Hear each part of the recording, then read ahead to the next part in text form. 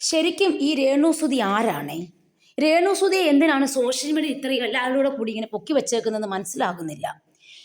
രേണുസുതി ഒരുപാട് കള്ളത്തരങ്ങൾ പറഞ്ഞു പറഞ്ഞ് മനുഷ്യരൊക്കെ ഇതെങ്ങനെ വിശ്വസിക്കുന്നെന്ന് പോലും ഞങ്ങൾക്കറിയത്തില്ല.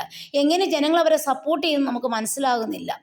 ഇതിനകത്തെ കുറേ തന്ത്രങ്ങളാണ് ഈ രേണുസുതി ഓരോ ദിവസവും ഇറക്കിക്കൊണ്ട് വരുന്നത്.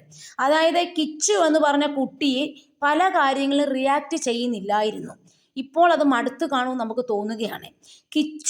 രേണുസുതി പറഞ്ഞ കുറച്ച് കാര്യങ്ങളുണ്ട് കേട്ടോ. കിച്ചു പറഞ്ഞിട്ടാണ് ഞാൻ സുധിയേട്ടനെ വിവാഹം കഴിച്ചത്. കിച്ചു ആണ് ഇവർക്ക് താലിമാല മേടിച്ചു കൊടുത്തെന്ന് പറയുന്നുണ്ട്. കിച്ചു പറഞ്ഞു എനിക്കൊരു അനിയൻ വേണം, അതുകൊണ്ട് ഋതപ്പൻ ഉണ്ടായി എന്ന് പറയുന്നുണ്ട്. കിച്ചു പറഞ്ഞിട്ടാണ് സുധിച്ചേട്ടൻ്റെ സകല കാര്യവും പള്ളിയിൽ പോകുന്നത്.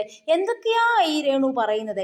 രേണു വിചാരിച്ചത് എന്താണ്? കിച്ചു എല്ലാ പ്രാവശ്യവും മൗനം പാലിക്കുമെന്ന് കരുതി. ഇവളൊക്കെ കാരണം ആ പാവം ചെറുക്കൻ്റെ അപ്പനും ഇല്ല അമ്മയും ഇല്ലെന്നായെന്ന് വേണം പറയാൻ.